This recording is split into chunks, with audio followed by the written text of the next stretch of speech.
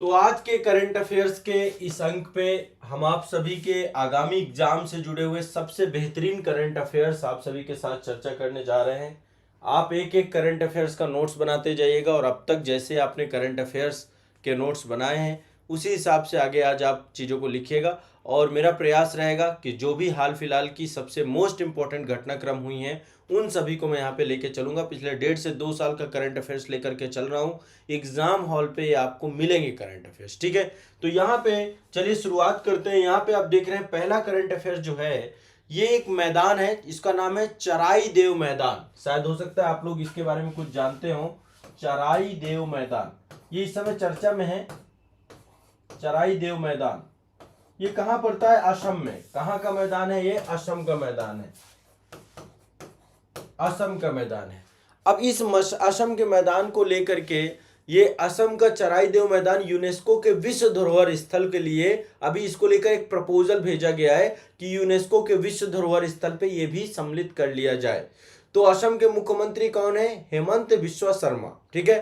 तो उनके द्वारा हाल ही में घोषणा की गई थी कि असम का जो चराई देव मैदान है उसको विश्व धरोहर स्थल के रूप में नामित करने के लिए यूनेस्को में भेजने की पूरी प्रिपरेशन थी, ठीक है। अब थोड़ा सा इसको समझने की हम बात करते हैं कि ये है क्या।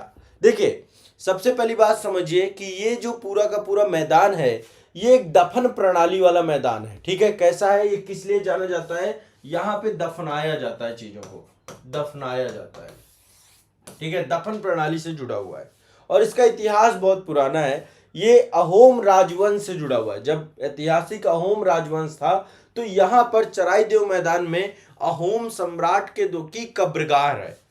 अहोम सम्राट की कब्रगाह है।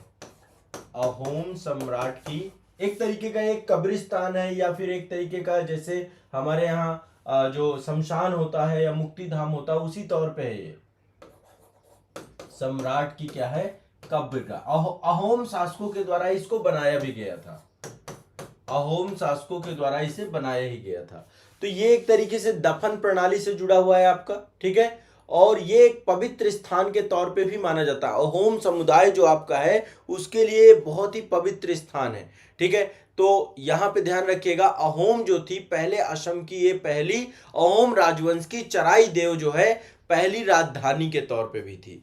पहली राजधानी। अहोम सम्राट आज का नहीं है, अहोम राजवंश बहुत पुराना है और अहोम राजवंश के ही एक शासक थे जिन्होंने द्वारा क्या किया गया था, इसकी स्थापना की गई थी। शासक का नाम था चाओ लुंग स्यू-का-फा। मैं एक बार नाम लिख देता हूं, चाओ, ठीक है। जब भी यहाँ पे नाम लिखते हैं बीच में एक बार डैश जरूर हम लगाएंगे। जब मैं यहाँ पे लिखूंगा चाओ लुंग साओ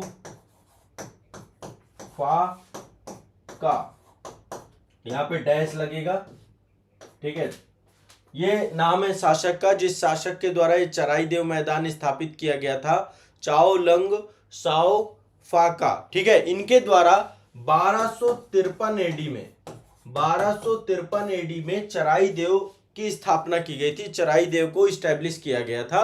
अब ये असम के पिरामिड के तौर पे जाने जाते हैं। अब देखिए यहाँ पे ये देख रहे हैं ना, ये जो है ये असम के पिरामिड के तौर पे जाने जाते हैं। यहाँ पर वहां के सम्राट की क्या है? पिरामिड है। तो यहाँ पे कब्रगाह दफन प्रणाली है और एक तरीके से समझिए कि ये एक बहुत हिस्टोरिकल साइट है, ठीक है। बहुत हिस्टोरिकल साइट है, वहाँ के लोगों से बहुत जुड़ी हुई है और आज भी वर्तमान में भी जो है अहोम समुदाय के द्वारा हिंदू रीति रिवाजों के तहत यहाँ पे दाह संस्कार पद्धति को शुरू किया गया है। और यहाँ पे जो अहोम समुदाय के लोग होते हैं, दाह संस्कार के बाद जो राख बचती है, जीवन का जो अंतिम आपका जो अवशेष बचते हैं, उसको इस मैदान में दफनाया जाता है। 18वीं शताब्दी से एक प्रचलन चालू हो गया और आज भी वर्तमान में यहाँ पर दाह संस्कार के बाद जो है राख को दफनाने का काम किया जाता है।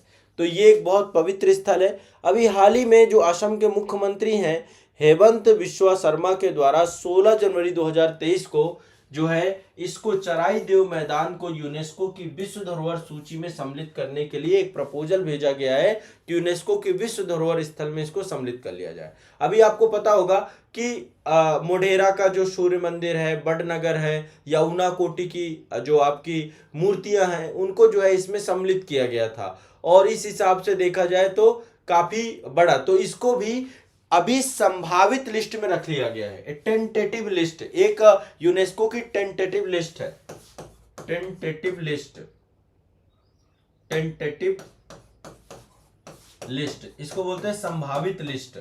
इस लिस्ट में ये मैदान सम्मिलित हो चुका है। संभावित लिस्ट में चराई देव का मैदान सम्मिलित हो गया है। तो आपको रफली देखो जो क्वेश्चन पूछा जाएगा वो पूछा जाएगा कि चेराई देव क्या है। देखो यूनेस्को के बारे में चर्चा कर चुका हूं मैं, इससे पहले मैंने मोढेरा के बारे में बताया था, बड़नगर के बताया था, और मैंने आपको उसके बारे में बताया था। आप लोगों में जो लोग रेगुलर हैं, करंट अफेयर्स की सारी क्लासेस देख रहे हैं, उनमें डिस्कस हुई थी। ऊनाकोटी के बारे में भी बताया था आपको, तीनों के बारे में चर्चा हुई थी इसी क्लास में। तो चराई देव मैदान को भारत में UNESCO world heritage tentative list की ये 52वीं साइट होगी। 52 साइट के तौर पे इसको सम्मिलित किया गया है, ठीक है। 52 साइट के तौर पे इसको सम्मिलित किया गया है, संभावित लिस्ट के तौर पे, ठीक है। और ये आप समझिए सांस्कृतिक श्रेणी के तहत असम या पूर्वोत्तर भारत की पहली साइट के तौर पे आपकी डेवलप किया जाएगी। एक कल्चरल साइट के तौर पे आप इसको देख सकते हैं, ठीक है। तो चेराई देव मैदान से जुड़ा हुआ यदि कोई क्वेश्चन आएगा तो आपको यहाँ पे अब जानकारी रखनी है, इतनी ही चीजें आपको पता करनी है, ठीक है। तो चेराई देव मैदान का ऐतिहासिक महत्व है, एक दफन और दाह संस्कार प्रणाली से जुड़ा हुआ है ये, ठीक है। किससे जुड़ा हुआ है? दफन और दाह संस्कार प्रणाली से, ठीक है।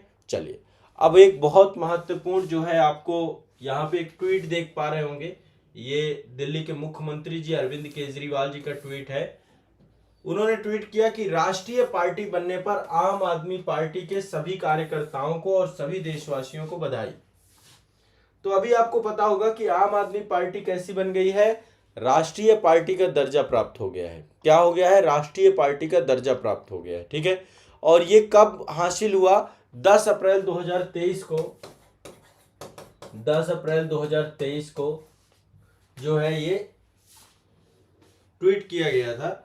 और 10 अप्रैल 2023 को निर्वाचन आयोग के द्वारा जो है दिल्ली के मुख्यमंत्री अरविंद केजरीवाल के नेतृत्व की आम आदमी पार्टी को राष्ट्रीय पार्टी के तौर पे दर्जा दिया गया है। अब यहाँ पे ध्यान रखिएगा कि अच्छा राष्ट्रीय पार्टी होती क्या है, मैं यहाँ पर थोड़ा सा आपको समझाना चाहता हूँ। और वर्तमान में देखिए देश में टोटल राष्ट्रीय पार्टी की संख्या 6 है। टोटल कितनी राष्ट्रीय पार्टियां हैं? 6 राष्ट्रीय पार्टियां हैं। हाँ, वर्तमान में टोटल 6 राष्ट्रीय पार्टियां, कितनी हैं? 6 राष्ट्रीय पार्टियां, 6 राष्ट्रीय पार्टी है। अब 6 राष्ट्रीय पार्टी कौन कौन सी हैं, एक बार इनको देख लेते हैं। बिल्कुल बिल्कुल सभी के लिए है ये, 2024 वाले हों, 2025 वाले हों, 2026 वाले, जो भी एग्जाम दे रहे हैं, 2023 वालों के लिए रामबाण है, ठीक है। सभी के लिए करंट अफेयर्स। अब यहाँ पे देखिए 6 राष्ट्रीय पार्टियां कौन कौन सी, एक बार नाम मैं बता देता हूं ताकि आपको आइडिया हो जाए कि कौन कौन सी हैं। एक तो आपकी मौजूदा जो पार्टी है सत्ता में है, भारतीय जनता पार्टी, ठीक है। दूसरा भारतीय राष्ट्रीय कांग्रेस है, बहुजन समाज पार्टी भी है इसमें। कौन सी है? बहुजन समाज पार्टी। इसके बाद एक भारतीय कम्युनिस्ट पार्टी मार्क्सवादी है, जिसको हम बोलते हैं CPIM, ये भी एक राष्ट्रीय पार्टी का दर्जा प्राप्त है। एक है नेशनल पीपल पार्टी, NPP, ये भी आपकी राष्ट्रीय पार्टी है। और आम आदमी पार्टी आपकी 6वीं पार्टी है, ठीक है। फिर से एक बार बता रहा हूं, भारतीय राष्ट्रीय कांग्रेस है, ध्यान रखना है, भारतीय राष्ट्रीय कांग्रेस होगी, बड़े स्तर की राष्ट्रीय पार्टी है। और बीजेपी हो गई आपकी, BSP हो गई, बहुजन समाज पार्टी हो गई, भारतीय कम्युनिस्ट पार्टी हो गई, CPIM हो गई, नेशनल पीपल पार्टी हो गई और आम आदमी पार्टी हो गई, ठीक है। तो आम आदमी पार्टी बहुत पुरानी नहीं है, नई पार्टी है आपकी, ठीक है। अब इसके बारे में थोड़ा सा कुछ चीजें जान लीजिए। देखिए एक आपका निर्वाचन आयोग के द्वारा एक कानून है, आपका कानून है चुनाव चिन्ह आरक्षण आवंटन आदेश 1968, election symbol reservation and allotment order 1968। इसके तहत ही राष्ट्रीय दलों के तौर पे मान्यता के लिए मानदंड दिए गए हैं। मैं यहाँ पर मानदंड आपको बताता हूं कि कौन से मानदंड है आपके, ठीक है।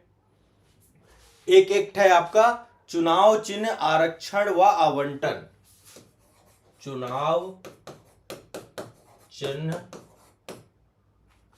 यहां पे दो चीजें, आरक्षण व आवंटन, आरक्षण व आवंटन, चुनाव चिन्ह आरक्षण व आवंटन आदेश 1968, आदेश 1968। इसके तहत ही मानक निर्धारित किए गए हैं कि किसी पार्टी को राष्ट्रीय पार्टी कैसे घोषित किया जाएगा। तो इलेक्शन कमीशन ऑफ इंडिया के द्वारा चुनाव चिन्ह, राजनीतिक दल चुनाव चिन्ह 2019 की पुस्तिका जो जारी की गई थी, उसके तहत राजनीतिक दल को राष्ट्रीय दल कैसे माना जाएगा। इसके लिए देखो 3 मानक है, इनको रट लो। 3 मानक है। सबसे पहला मानक, 4 या अधिक राज्यों में राज्य स्तरीय दल के रूप में मान्यता प्राप्त हो। ध्यान रखना है, 4 या अधिक राज्यों में राज्य स्तरीय दल का मान्यता प्राप्त हो। राज्य स्तर के लिए भी अलग मानक होते हैं, वो मानक मैं कभी फिर बता दूंगा। यहाँ पे मैं केवल राष्ट्रीय स्तर पर बता रहा हूं। 4 राज्यों में या उससे अधिक राज्यों में राज्य स्तरीय दल के तौर पे यदि कोई भी जो है दल आपका है तो उसको क्या है, राष्ट्रीय दल का दर्जा दिया जा सकता है। और यही आधार था, इसी आधार पे आम आदमी पार्टी को मिला है। किस आधार पे मिला है? इसी आधार पे आम आदमी पार्टी को मिला है। अब ये आधार कैसे क्या क्या है मैं एक बार आपको बता दूंगा, ठीक है? क्लियर है? अभी मैं इसके बारे में आपको स्पष्ट कर दूंगा, क्योंकि देखो अभी गुजरात में चुनाव हुए थे, और जब गुजरात में चुनाव हुए थे तो आम आदमी पार्टी का प्रदर्शन इतना भी बुरा नहीं था। आम आदमी पार्टी ने इतना अच्छा प्रदर्शन किया कि वहां पर उसको क्या प्राप्त हुआ, गुजरात में आम आदमी पार्टी को राज्य स्तरीय पार्टी का दर्जा प्राप्त हुआ, क्योंकि उसने कुल वैध मतों का जो है 12.5%, मतलब 12.92% के आसपास वोट वहां पे मिले थे। तो उसके आधार पर उसको राज्य स्तरीय पार्टी, तो एक तरीके से आम आदमी पार्टी को गुजरात, ठीक है, गुजरात के बाद पंजाब में आपको पता है उनकी सरकार ही है, ठीक है, दिल्ली हो गया, और एक और है गोवा। इन 4 राज्यों में इसको राज्य स्तरीय पार्टी का दर्जा प्राप्त हुआ है। और इन 4 जगहों पे राज्य स्तरीय पार्टी प्राप्त होने के कारण से राष्ट्रीय पार्टी बन गई आम आदमी पार्टी, ठीक है। पंजाब, गोवा, राष्ट्रीय राजधानी क्षेत्र दिल्ली, और आपका जो है गुजरात, ठीक है। इन 4 जगहों पे तो सबसे पहली चीज क्या है, 4 या उससे अधिक राज्यों में राज्य स्तरीय दल के तौर पे मान्यता प्राप्त हो। दूसरा भी है, मतलब एक तो ये क्राइटेरिया, यदि ये नहीं है तो ये होना चाहिए, लोकसभा या विधानसभा चुनाव में 4 अलग अलग राज्यों से कुल वैध मतों के 6% मत प्राप्त करे। जो टोटल वैध मत है, लीगल मत है, उनका 6% मत प्राप्त करे। इसके अतिरिक्त 4 लोकसभा सीटों पर जीत दर्ज करे। 4 लोकसभा सीटों पर जीत हो, ठीक है। यहां पे फिर से ध्यान रखिएगा, लोकसभा या राज्यों के विधानसभा चुनाव में 4 अलग अलग राज्यों में कुल वैध मतों का 6%, ठीक है, मतलब टोटल जो वैध मत प्राप्त हो उसका 6% होना चाहिए। जीते चाहे ना जीते पार्टी, कोई जरूरत नहीं है। और इसके अतिरिक्त 4 लोकसभा सीटों पर जीत भी दर्ज करे, ये भी साथ में दिया गया है। तो 4 लोकसभा सीटें भी होनी चाहिए, और टोटल जितना जो है मत प्राप्त हुआ उसका 6% होना चाहिए। तीसरा है, कम से कम 3 राज्यों में लोकसभा की कुल सीटों का 2% सीटें यदि उसने जीत ली है तो भी उसको राष्ट्रीय पार्टी का, मतलब 3 राज्यों में क्या करे, लोकसभा की टोटल सीटों का 2%, ठीक है, इतना आपका हासिल कर ले तो उसको मिल जाएगा।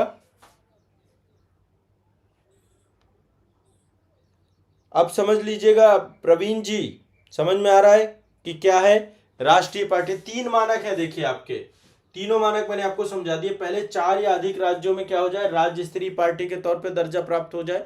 किसमें प्राप्त हो जाए, 4 राज्यों में। ये यूपीएससी वालों के लिए मस्ट है, बहुत इंपॉर्टेंट क्वेश्चन है, यही पूछा जाएगा, यही पॉइंट आपके चारों रखे होंगे। तो 4 या अधिक राज्यों में राज्य स्तरीय दल प्राप्त हो, राज्य स्तर का दल हो, तो आम आदमी पार्टी राज्य स्तर दल, ये इतनी जगहों पे है। फिर लोकसभा और राज्यों के विधानसभा चुनाव में क्या हो, 4 अलग अलग कुल वैध मतों का 6%, ये याद रखना है। और साथ ही 4 लोकसभा सीटें हो उसके पास, 4 लोकसभा सीटें। तो यदि ये हो गया तो ये मिल जाएगा।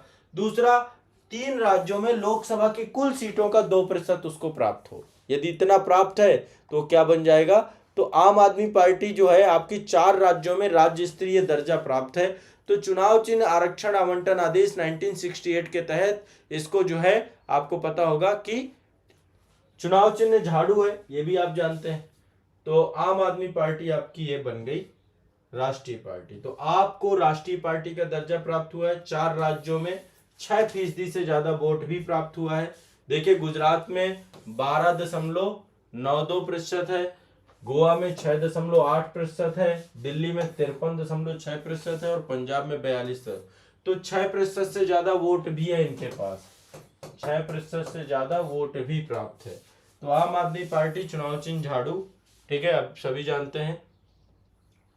तो राष्ट्रीय पार्टी बनने तक में आप समझेंगे, सबसे पहले 2012 में आपको पता है अन्ना हजारे के लोकपाल आंदोलन से पार्टी स्टार्ट हुई थी। 2 अक्टूबर को आम आदमी पार्टी का गठन हुआ था, ठीक है। इसके बाद 2013 में दिल्ली विधानसभा चुनाव में 29.49% वोट प्राप्त हुआ था इसको, ठीक है। तो दूसरी सबसे बड़ी पार्टी दिल्ली की बनकर के उभरी थी। 2014 के लोकसभा चुनाव हुए थे, इसमें इनके पास 2.1% वोट और 4 सीटें इनको हासिल हुई थी। फिर इसके बाद मतलब देखिए यहीं से देखेंगे तो लोकसभा चुनाव में टोटल 4 सीटें इनको मिल गई थी, 2.1% वोट मिल गया था। 2015 में दिल्ली विधानसभा चुनाव हुए और रिकॉर्ड 53.4% वोट पड़े इनको और 67 सीटें इन्होंने जीती थी। 70 में से 67 सीटें जीती थी, 70 में से 67 सीटें इन्होंने जीती थी। फिर 2017 में पंजाब में 20 सीटें हासिल की इन्होंने, ठीक है, और मुख्य विपक्षी दल का दर्जा भी इनको प्राप्त हुआ था पंजाब में। 2022 में गोवा में 6.77% वोट मिला और साथ ही 2 विधायकों की जीत भी हुई थी। 2022 में पंजाब में 42% वोट मिला और 117 में से 92 सीटों पर जीत दर्ज की इन्होंने।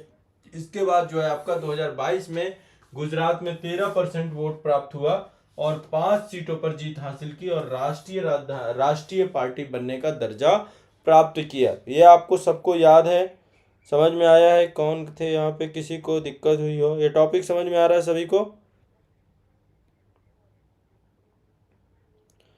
ये टॉपिक समझ में आ रहा है? चलिए, प्रवीण जी को भी समझ में आ गया, वेरी गुड, बहुत बढ़िया। अब यहाँ पे देखो आम आदमी पार्टी को ये दर्जा प्राप्त हुआ, टोटल 6 पार्टी हो गई। 2 पार्टियां और थी आपकी, एक अखिल भारतीय तृणमूल कांग्रेस थी आपकी जो कि बंगाल में सरकार है जिसकी, और एक भारतीय कम्युनिस्ट पार्टी है, और एक आपकी राष्ट्रवादी कांग्रेस पार्टी एनसीपी जो महाराष्ट्र में है। ये तीनों पहले राष्ट्रीय पार्टी होती थी, मतलब ये पहले तीनों राष्ट्रीय पार्टी थी। एक तो तृणमूल कांग्रेस, दूसरा एनसीपी राष्ट्रीय कांग्रेस पार्टी और कम्युनिस्ट पार्टी भारतीय कम्युनिस्ट पार्टी। इन तीनों का राष्ट्रीय पार्टी का दर्जा समाप्त हो चुका है, आम आदमी पार्टी को मिल चुका है और इन 3 को बाहर कर दिया गया। तो यदि कोई भी मतलब किसी की भी स्थिति डावाडोल होती है, इन मानकों से बाहर होता है, तो निश्चित तौर पर उसका दर्जा भी चला जाएगा। तो कौन कौन सी है? एक तो भारतीय राष्ट्रीय कांग्रेस है, ठीक है, एनसीपी है, दूसरा भारतीय कम्युनिस्ट पार्टी है और तीसरा है आपका भारतीय तृणमूल कांग्रेस, ठीक है, दिमाग में बैठा लेना है। क्लियर है? 3 का बाहर हो चुका है, 3 बाहर हो चुकी हैं, दिमाग में बैठा लेना। All India Trinamool Congress, all India TMC, ये बाहर हो चुकी है, पहले थी ये, ठीक है। एनसीपी बाहर हो चुकी है, एनसीपी बाहर हो चुकी है और सीपीआई बाहर हो चुकी है। सीपीआई एम है अभी, कम्युनिस्ट पार्टी मार्क्सवादी है पर सीपीआई नहीं है, ठीक है, क्लियर है? ये तीनों को बाहर का रास्ता दे दिया गया, आम आदमी पार्टी समझे। चलो अगले करंट अफेयर्स पे चलते हैं। एशिया की सबसे बड़ी टेलीस्कोप के तौर पे अगला जो है करंट अफेयर्स है आपका, तो ये एक टेलीस्कोप है, लार्जेस्ट लिक्विड मिरर टेलीस्कोप इन उत्तराखंड में पूरा का पूरा एस्टेब्लिश किया गया और एशिया का सबसे बड़ा है। तो एशिया में उत्तराखंड में एशिया के सबसे बड़े 4 मीटर टेलीस्कोप, इसका नाम है ILMT, ठीक है। ILMT का फुल फॉर्म क्या है ये भी ध्यान रखिएगा, ठीक है। ILMT का फुल फॉर्म है आपका, ठीक है, वैसे तो ये आपका इंडियन लिक्विड मिरर टेलीस्कोप, ठीक है। ये आपका जो है क्या हुआ, इसका उद्घाटन किया गया। तो केंद्रीय विज्ञान और प्रौद्योगिकी और पृथ्वी विज्ञान मंत्रालय स्वतंत्र प्रभार ये प्राप्त है जितेंद्र सिंह जी को, ठीक है। इन्हीं के पास कार्मिक DOPT भी है, कार्मिक लोक शिकायत पेंशन परमाणु ऊर्जा अंतरिक्ष सारा इन्हीं के पास है। तो 21 मार्च 2023 को इन्होंने उत्तराखंड में देवस्थल में एशिया का सबसे बड़ा 4 मीटर अंतरराष्ट्रीय इंटरनेशनल लिक्विड मिरर टेलीस्कोप, अंतरराष्ट्रीय लिक्विड मिरर टेलीस्कोप, एक टेलीस्कोप का उद्घाटन किया इन्होंने, ठीक है, ये भी ध्यान रखना है। क्लियर है, स्पष्ट है। और साथ ही एक यहाँ पे संस्थान भी बनाया जाएगा, आर्यभट्ट प्रेक्षण विज्ञान संस्थान, Aryabhatta research institute of observation science. ठीक है, तो आर्यभट्ट प्रेक्षण विज्ञान शोध संस्थान भी यहाँ पर बनाया जाएगा। विश्व स्तरीय इंटरनेशनल लिक्विड मिरर टेलीस्कोप कहाँ बनाया गया आपका, यहाँ पे उत्तराखंड में। इससे क्वेश्चन बस इतना ही पूछा जाएगा। ठीक है, अब देखो आपको पता है अंतरिक्ष क्षेत्र पे हम लगातार काम कर रहे हैं, और ऐसे में जो है यहाँ पर ये वेधशाला इस्टेब्लिश करना, वो भी एशिया की सबसे बड़ी इंटरनेशनल लिक्विड मिरर टेलीस्कोप, तो ये अपने आप में बहुत बेहतर है। और यहाँ पे आर्यभट्ट प्रेक्षण विज्ञान शोध संस्थान भी बनाया जाएगा। ठीक है, यहाँ पे कई ईस्ट कंट्रीज के साथ सहयोग लिया गया है। बेल्जियम है आपका, बेल्जियम से है, उज्बेकिस्तान से है, इन सभी कई सारी कंट्रियां विश्वविद्यालय मिल करके ये पूरा का पूरा एक आपका बनाएंगे। ठीक है, अब इससे होगा क्या, इस टेलीस्कोप के माध्यम से जो आपके क्षुद्र ग्रह हैं, जो आपके आकाशीय पिंड हैं, जो अंतरिक्ष में बड़े स्तर पे अंतरिक्ष मलबा है या अंतरिक्ष से जुड़ी हुई जो परिघटनाएं हो रही हैं, उनके बारे में हम जानकारी प्राप्त कर पाएंगे। तो ये भी आपको ध्यान रखना है, इससे क्वेश्चन पूछा जाएगा आपका। इंटरनेशनल लिक्विड मिरर टेलीस्कोप कहाँ पे है आपका, उत्तराखंड में। ठीक है, ध्यान रखना है। एशिया का सबसे बड़ा, ये आप देख पा रहे होंगे, ये टेलीस्कोप है जो स्टैब्लिश किया गया है। चलिए अगला चलते हैं। ये आप इनको शायद जानते हो या नहीं जानते हो, ये है एंथनी अल्बनीज। कौन है, एंथनी अल्बनीज। अल्बनीज अभी ये भारत आए थे, ऑस्ट्रेलिया के प्रधानमंत्री हैं ये, ऑस्ट्रेलिया पीएम है। ठीक है, ऑस्ट्रेलिया के साथ आपको पता है हमारे संबंध अच्छे हैं। तो ऑस्ट्रेलिया के प्रधानमंत्री एंथनी अल्बनीज जो है 8 से 11 मार्च भारत आ गए। तो बस फिर भारत आए तो फिर बहुत सारे मुद्दों पर चर्चा हुई होगी, है ना। तो ये आपको रफली याद रखना है। भारत ऑस्ट्रेलिया वार्षिक शिखर सम्मेलन होता है, उसमें भाग लेने के लिए आए थे। और ये ध्यान रखिएगा, ये पहला शिखर सम्मेलन है, पहली बार ये भारत ऑस्ट्रेलिया वार्षिक शिखर सम्मेलन आपका 10 मार्च को था। आपका क्या था, 10 मार्च को। ठीक है, तो ये शिखर सम्मेलन है आपका, जो ये शिखर सम्मेलन का आयोजन ऐसे पहली बार मिले हैं, नहीं इससे पहले वर्चुअल हो रहा था, इससे पहले वर्चुअली हुआ था, मतलब 2022 में हुआ था वर्चुअल, इस बार मुलाकात किया। तो बस फिर सहयोग के लिए बहुत सारे समझौते पारित किए गए होंगे। समझौते कैसे कैसे हो सकते हैं, एक तो खेलों पे समझौता हुआ है। ठीक है, फिल्मों के निर्माण को लेकर के समझौता हुआ है, फिल्म निर्माण, खेलों के निर्माण पर, और नवाचार पे सहयोग पर, विज्ञान एवं प्रौद्योगिकी से जुड़ा हुआ, राष्ट्रमंडल वैज्ञानिक और औद्योगिक संगठन के बारे में, ऐसे करके बहुत सारी चीजों को लेकर के डिस्कस होगा। ठीक है, तो ये आपको ध्यान में रखना है। क्लियर है, तो बहुत सारे समझौते हुए हैं, खेल से जुड़ा हुआ, फिल्म से जुड़ा हुआ, कई सारे समझौते यहाँ पर किए गए हैं। इसके बाद जो प्रधानमंत्री एंथनी अल्बनीज हैं, अहमदाबाद में नरेंद्र मोदी स्टेडियम जो आपका, जिसको मोढेरा स्टेडियम भी कहते थे, वो स्टेडियम में इन्होंने पहली बार जो है जो वहां पे भारत और ऑस्ट्रेलिया के बीच में क्रिकेट मैच खेला जा रहा था, उस क्रिकेट मैच में भी ये शरीक हुए थे। बॉर्डर गावस्कर एक ट्रॉफी होती है, उस सीरीज में जो है जाकर के सम्मिलित हुए थे। तो भारत ऑस्ट्रेलिया मैच भी देखा इन्होंने नरेंद्र मोदी स्टेडियम में, नरेंद्र मोदी जी के साथ नरेंद्र मोदी स्टेडियम में जो है भारत गावस्कर सीरीज देखने के लिए ये पहुंचे। तो ये भी आपको दिमाग में बैठा लेना है। ठीक है, तो ये एक बहुत इंपॉर्टेंट है। क्लियर है। इसके बाद ये डीकन विश्वविद्यालय पहुंचे, डीकन विश्वविद्यालय यहां पर पहुंचे, और ये आपका गुजरात में जो है गांधीनगर में स्थित है, यहां पर भी है डीकन विश्वविद्यालय, गुजरात में ही पहुंचे, गुजरात में ही आपका डीकन यूनिवर्सिटी गए। डीकन यूनिवर्सिटी के अलावा Gujarat international finance tech city Gandhinagar में भी पहुंचे। तो इस तरीके से काफी जगहों पर ये गए आपको। ठीक है, एक और जो इम्पोर्टेंट है, एक जो भारत का हमारा जो एक विमान वाहक पोत है, जलयान है, आईएनएस विक्रांत, आईएनएस विक्रांत पर भी इन्होंने दौरा किया। आईएनएस विक्रांत पर जाने वाले ये पहले विदेशीय बने। ठीक है, आईएनएस विक्रांत जो भारत का पहला विमान वाहक पोत है, ठीक है, स्थानीय रूप से बनाया गया, तो आईएनएस विक्रांत पर जाने वाले पहले विदेशी बने ये। आईएनएस विदेशी पीएम आईएनएस विक्रांत पर भी गए। तो कई सारे परिसर पे गए, आपका डीकन यूनिवर्सिटी गए, नरेंद्र मोदी स्टेडियम गए, आईएनएस विक्रांत पे गए। ठीक है, तो ये आपको ध्यान रखना है। भारत की सुरक्षा से जुड़ी हुई चीजों पर भी इन्होंने देखा।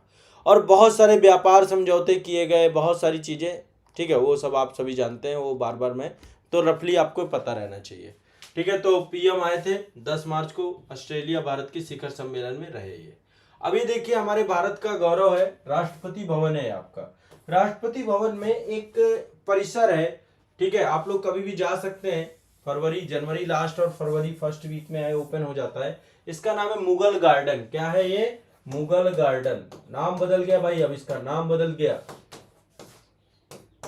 मुगल गार्डन का नाम परिवर्तित कर दिया गया। अब इसका नाम हो चुका है अमृत उद्यान। क्या हो चुका है ये? अमृत उद्यान। अमृत उद्यान। तो नाम परिवर्तन का जो सिलसिला चल रहा है आपका, अब अमृत उद्यान, आप सोचेंगे कि अमृत उद्यान ही क्यों रखा गया? भैया आजादी का अमृत महोत्सव मनाया गया है, अभी अमृत काल भी चल रहा है आपका, ध्यान रखिएगा। तो इसका नामकरण किसने किया है? भारत की राष्ट्रपति जो हैं महामहिम द्रौपदी मुर्मू जी के द्वारा जो है इसका नामकरण किया गया है। और आम जनता के लिए ये लगभग इस बार जो खोला गया था 31 जनवरी, तो कभी आप भी दिल्ली आए तो 31 जनवरी इस टाइम पीरियड पे आप जा सकते हैं, यहाँ पर ही जो है राष्ट्रपति भवन के पास वहीं पर ही टिकट मिल जाती है आपको। और ये लगभग काफी लंबे समय तक ओपन रहता है आपका, लगभग मान के चलिए कि 1 से 2 महीने तक ओपन रहता है। 26 मार्च तक ये आम जनता के लिए खुला था इस बार, तो जनवरी से मार्च के बीच में आपका ओपन होता है। जनवरी मान लीजिए, फरवरी ही मान लीजिए क्योंकि लास्ट ही है, ठीक है। तो एक तो ये नाम चेंज हुआ है, अमृत उद्यान हो गया इसका, मुगल गार्डन का नाम, ठीक है। ये भी क्वेश्चन आपसे पूछ सकता है। और ये आप देख सकते हैं बड़ा खूबसूरत है, बहुत सारे यहाँ पर आपको हर एक किस्म के जो है फूल मिल जाएंगे, ठीक है। यहाँ पे देखिए हर एक किस्म के फूल आपको यहाँ पर मिल जाएंगे, बड़ा शानदार तरीके से इसको बनाया गया है। इसके बाद आपका ये आप देख सकते होंगे, ये आपका राष्ट्रपति भवन है, यहीं पे आगे इंडिया गेट है, ये आप देख रहे हैं इंडिया गेट है। ये आपको पता होगा एक और परिवर्तन किया गया है सितंबर 2022 में प्रधानमंत्री जी के द्वारा, ये राजपथ का नाम, ये राजपथ है, ठीक है। आप कभी भी देखेंगे इंडिया गेट है, पूरा का पूरा जो लुटियंस दिल्ली है आपका, सेंट्रल दिल्ली है, जहाँ पे आपका राष्ट्रपति भवन है, संसद भवन है, अभी नया संसद भवन सेंट्रल विस्टा वहाँ पे प्रोजेक्ट बन रहा है, और दूसरा जो है वहीं पर आपका इंडिया गेट है। तो यहाँ पर भी एक नाम परिवर्तन किया गया, राजपथ का नाम बदल के कर्तव्य पथ कर दिया गया है। तो एक परिवर्तन ये भी ध्यान रखिएगा, इससे भी क्वेश्चन पूछा जा सकता है, ठीक है। क्लियर है? पहले इसका नाम था राजपथ, किंग्स वे, ठीक है, क्योंकि पहले किंग ही रहते थे, किंगों का रिप्रेजेंटेशन था, गवर्नर था। तो अब इसका नाम हो गया कर्तव्य पथ। सही बात है, लोकतंत्र में प्रधानमंत्री का कर्तव्य ही है जनता के प्रति, ठीक है। तो ये भी आपको ध्यान रखना, सितंबर 2022 में एक नामा परिवर्तन ये हुआ है आपका, ठीक है। तो कर्तव्य पथ ये आपका, इसमें भी परिवर्तन देखने को मिलता है। चलिए, तो आज के करंट अफेयर्स में इतने ही कुछ टॉपिक हैं। पहला तो कर्तव्य पथ राजपथ से हो गया, मुगल गार्डन का नाम हो गया अमृत उद्यान, ये भी आपको याद रखना है, ठीक है। अमृत उद्यान हो गया इसका, आज़ादी का अमृत काल चल रहा है उसी में। दूसरा आपके जो एंथनी अल्बनीज थे, इनके बारे में चर्चा हो गई, ठीक है। इसके बाद ये चर्चा हो गई आपका मिरर टेलीस्कोप को लेकर के, एशिया का सबसे बड़ा, और एक आपका दिल्ली के आम आदमी पार्टी राष्ट्रीय पार्टी बन गई। और एक टॉपिक मैंने आपको जो सबसे पहले पढ़ाया वो पढ़ाया जो आपका ये कब्रिस्तान था, या फिर एक राष्ट्रीय आपकी जो था ये चिराईदेव मैदान को लेकर के, ठीक है। तो ये आपका इस तरीके से आज ये 5-6 टॉपिक हैं, इन टॉपिक्स को सभी को याद कर लीजिए। इसके बाद आपको नेक्स्ट अगली क्लास में 5-6 टॉपिक थोड़ा थोड़ा यहाँ पे आपके होते रहेंगे। आप बस इतना करते जाइए जितना मैं आपको करवाता जा रहा हूँ, जितना याद करवाता जा रहा हूँ, ठीक है। तो आज की सेशन में इतना ही रखेंगे।